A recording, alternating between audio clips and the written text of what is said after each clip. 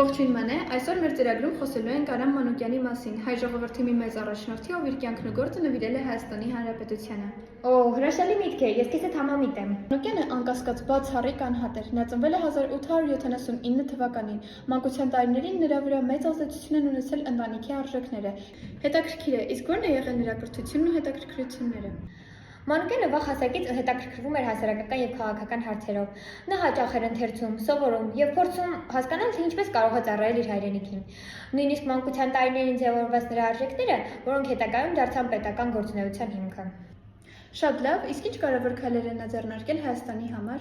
Արամ Մանուկյանը երիտասարդ տարիքում սկսեց մասնակցել քաղաքական եւ հասարակական գործունեությանը։ Նա ստանձնել է պետական պաշտոններ, մասնակցել Հայաստանի առաջին հանրապետության ստեղծմանը եւ պետական կառույցների կառուցմանը։ Նրա աշխատանքի կարևորագույն կողմերից էր բանակի կազմավորումը, կրթության զարգացումը եւ պետության կայացման համար անհրաժեշտ բոլոր գործողությունները։ Իսկ այդ ընթացքում դժվարություններ կամ մարտահրավերներ եղել են։ Այո, իհարկե, բազմաթիվ, սակայն նա երբեք չխուսափեց քննադատություններից կամ ծաղկումներից։ Նա դրանից քաղաց փորձառություն սովորեց եւ շարունակեց ավելի ուժեղ լինել եւ նպատակասլաց։ Իսկ ինչ ժառանգություն է թողել նա այսօր։ Մանուկյանի գաղափարներն ու սկզբունքները այսօր էլ ձևավորում են ազգային ինքնությունը։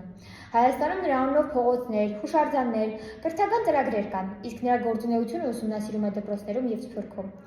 Նրա օրինակն այսօր ոգեշնչում է լինել պատասխանատու, սկզբունքային եւ հայրենասեր։ Շնորհակալություն, որ մեզ լսեցիք այս պատմությունը։ Հուսով ենք, այն ձեզ ոգեշնչեց եւ ավելացրեց նոր գիտելիքներ Հայաստանի պատմության եւ Արամ Մանուկյանի կյանքից։ Շնորհակալ եմ լսելու համար։ Հաջողություն բոլորին հայրենասիրության եւ արժեքների պահպանման գործում։